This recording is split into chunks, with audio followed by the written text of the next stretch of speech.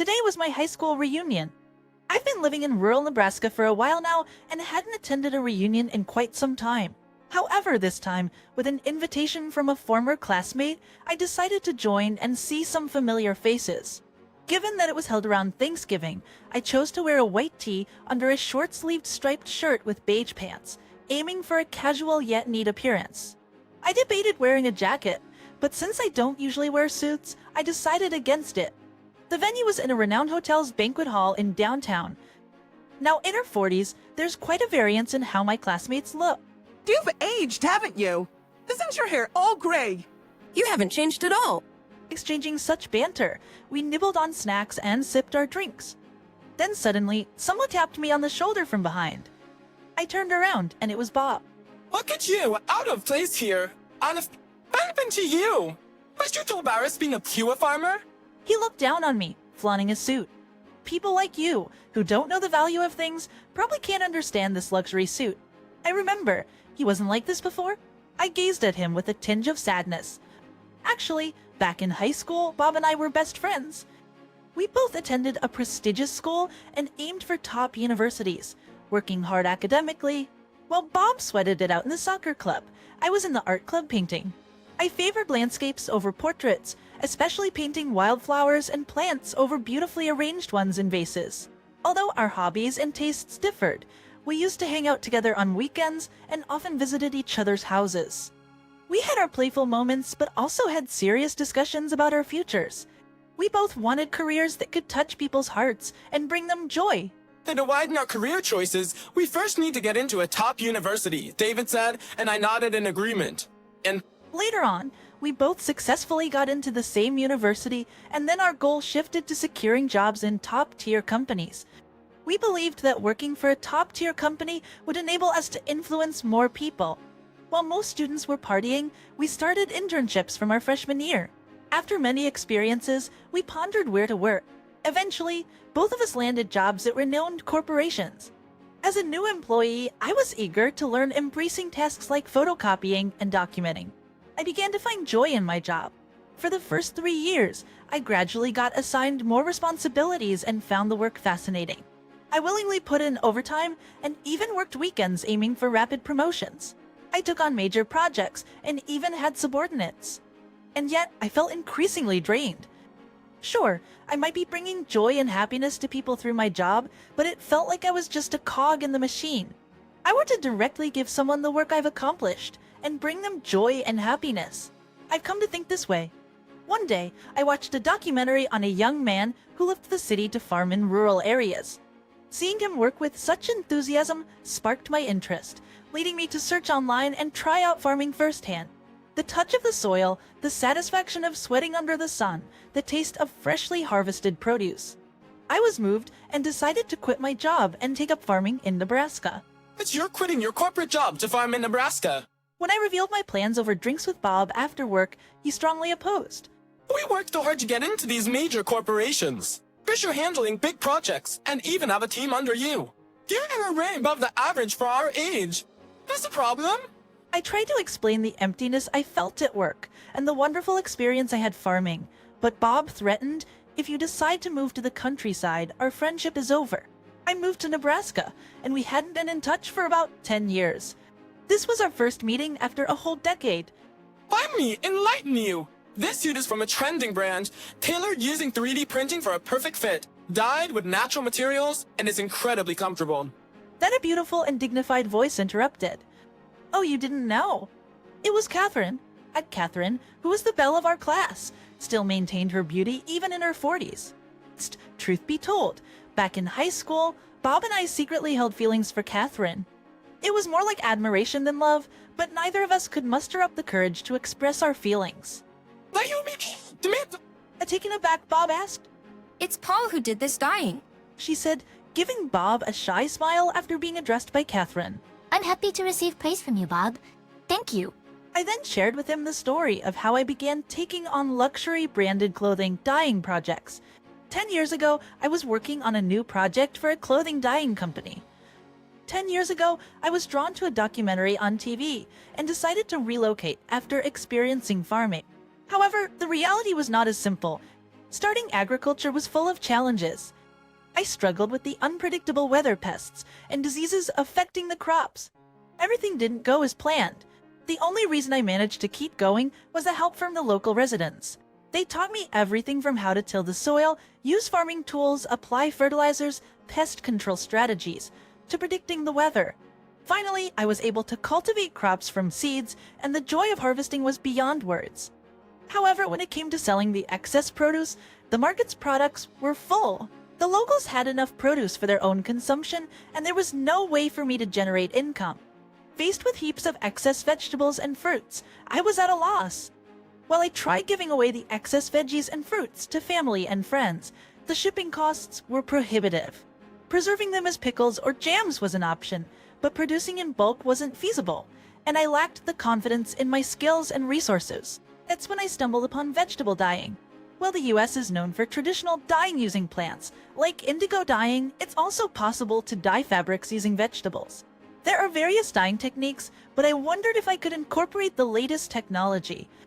I experimented using a 3D printer to create molds and stamps to imprint patterns on the fabric. Creating handmade molds required great skill, patience, and focus. If I messed up once, there's no redoing it. But designing on a computer allowed me to create intricate motifs, which the 3D printer could accurately replicate. The next challenge was dyeing with vegetables. Creating my own designs and patterns was exhilarating. Similar to painting, I started by selling handkerchiefs and towels online. From there, I expanded to scarves, t-shirts, skirts, and bags.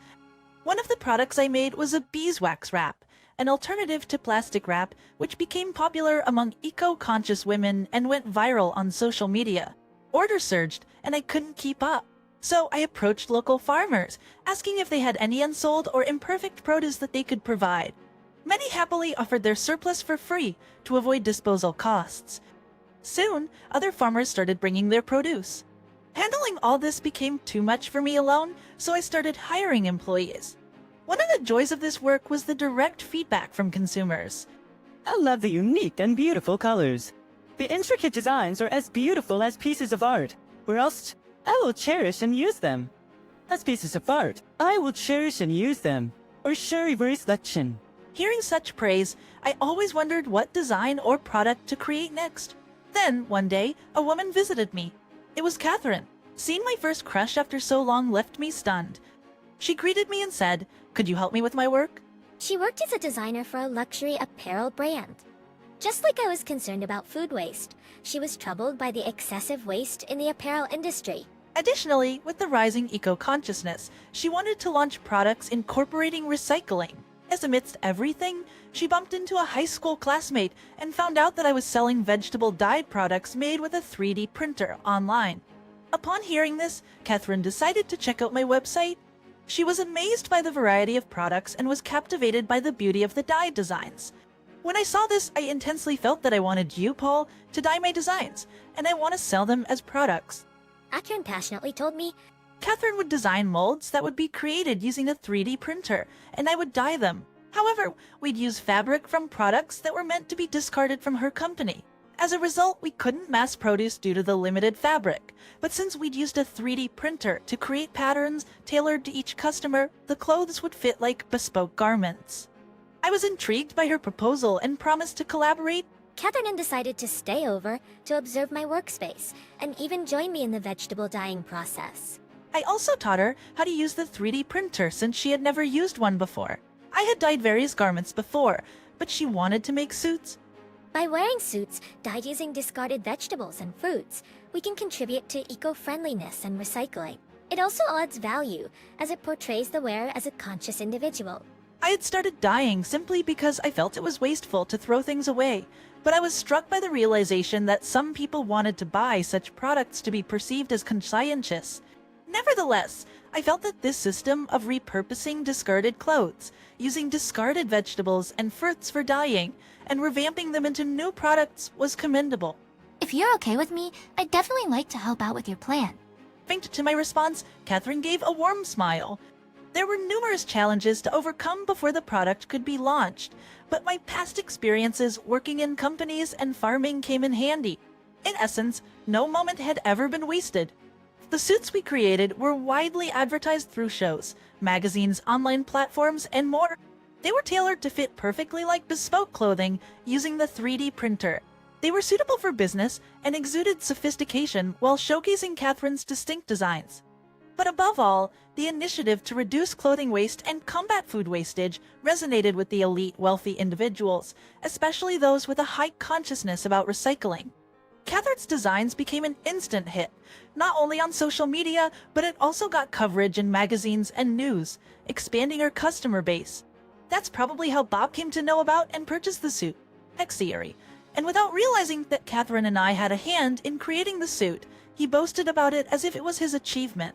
I had no idea you had achieved so much. In response, I said, I just wanted to bring joy and happiness to people. Hearing that, Bob suddenly looked up, reflecting on his past. Back in high school, I had the same dreams as you. At what point did I stop having those aspirations? I became fixated on climbing the corporate ladder, just wanting to be recognized by the company's top brass. Rust. All this while, I thought you had changed, Paul. Best that it seems I'm the one who changed. I looked Bob in the eyes. Staying committed to the same company since joining is commendable and deserves respect. Back then, I didn't want to be just another cog in the wheel, but without every single cog, the machine wouldn't run. That's something I never realized. Bob looked back at me and apologized. I truly regret having looked down on you, thinking a farmer is inferior to a corporate worker, and selfishly cutting ties. I lost a valuable friend. I extended my hand, saying, why not start over from here? And we shared a firm handshake. This suit has the best color combination I've ever seen. Bob complimented the suit, and I smiled. A few days later, Bob visited with his wife and kids. The 2 elementary school-aged kids experienced harvesting for the first time and even helped with vegetable dyeing. Look, Dad, I found a recurved cucumber, and it's prickly. Look us hide and slack. Look, I just handkerchief this handkerchief. I'm going to show it off to my friends at school. Hearing their excitement, Bob smiled gratefully. Thanks for giving my kids such a precious experience. Our spiral ballad. Let's get lunch started. Let's get lunch started. I've made something delicious. Veteran. As our relationship developed through working together, we were drawn to each other, leading Catherine to move in with me. She continued her designer work from home while also assisting me in farming and dyeing. I want us to create things that will touch people and bring happiness. I planned to propose with those words,